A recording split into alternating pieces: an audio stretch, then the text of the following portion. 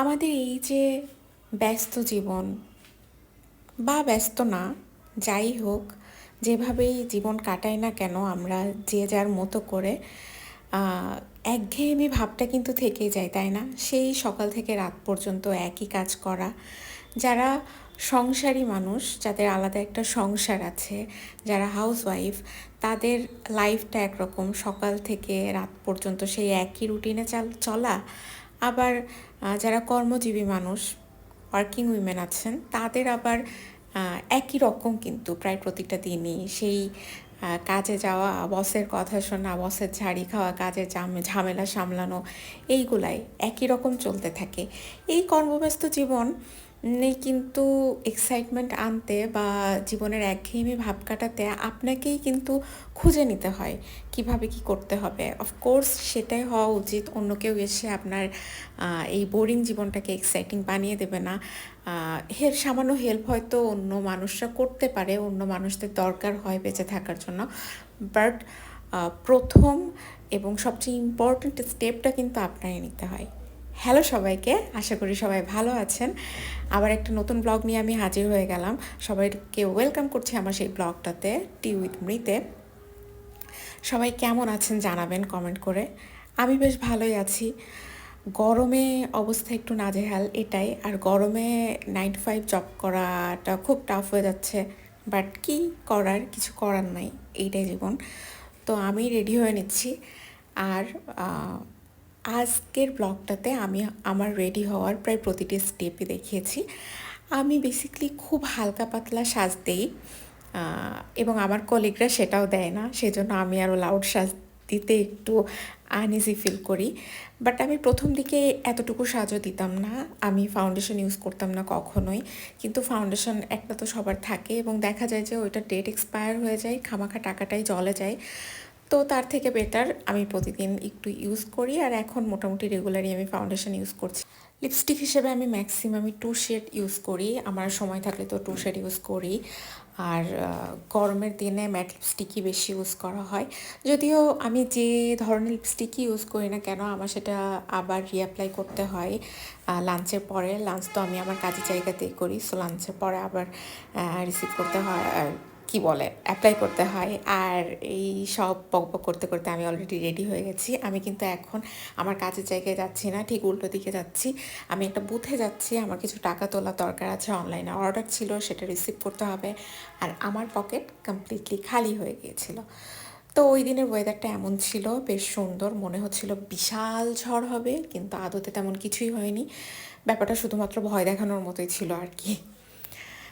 তো এনজয় করছিলাম, খুব বাতাস ছিল, কিন্তু খুবই অল্প সময়ের জন্যে। আর এখানে দেখা যাচ্ছে আমার খাট কত মেসি হয়ে আছে।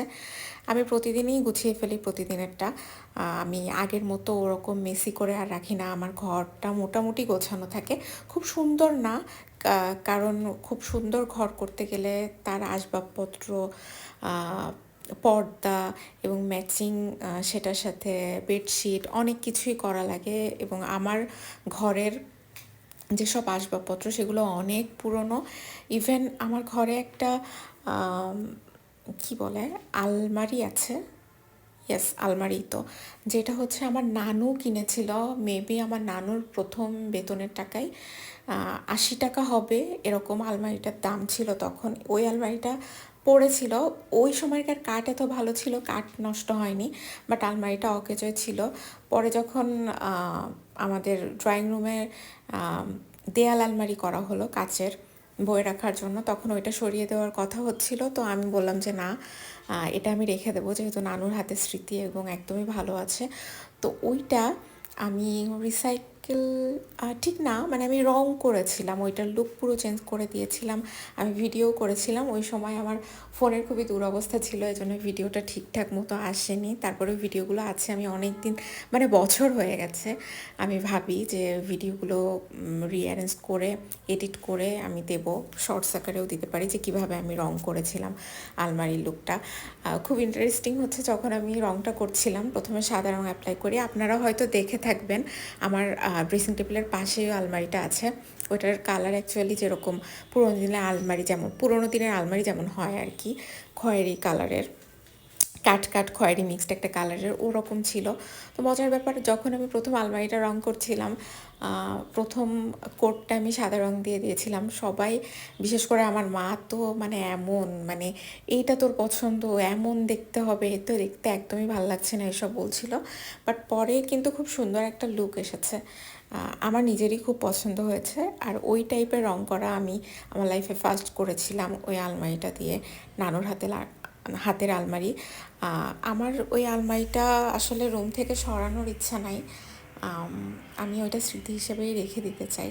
জানি না কতদিন রাখতে পারবো, যেহেতু অনেক দিনের পুরনো। তো এখানে আমি একটু এক্সারসাইজ করছি এবং আমার ওজন বেশ বেড়ে গেছে। আমি চাই যে কুরবানি ঈদের আগে আমার ওয়েটটা কিছুটা কমুক, অন্তত 4 কেজি, 3-4 কেজি কমুক।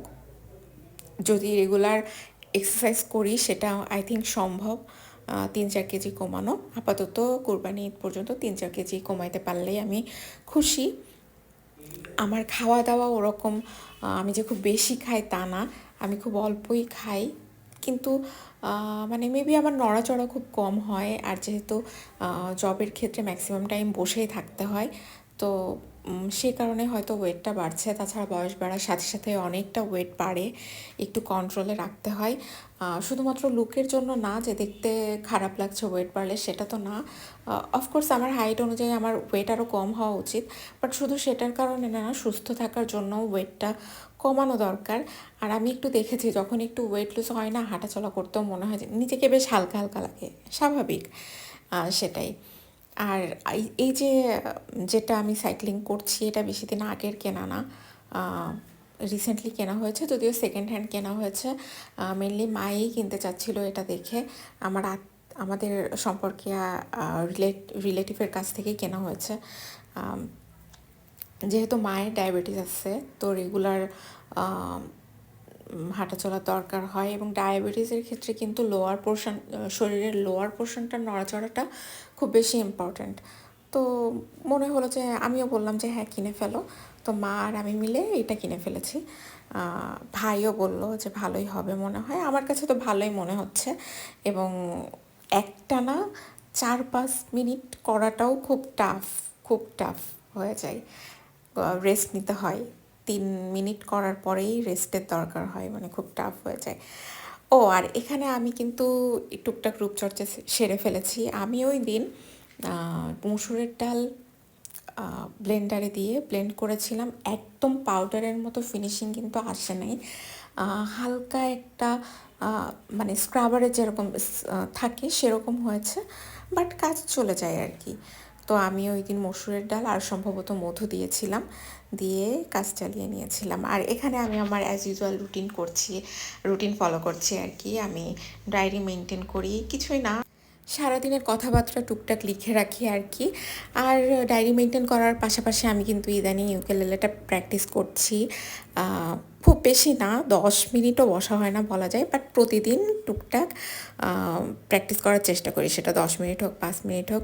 তো এটুকুই ছিল আজকের ভ্লগ। আপনারা সবাই লাইক, কমেন্ট, শেয়ার করে পাশে থাকবেন আশা করি।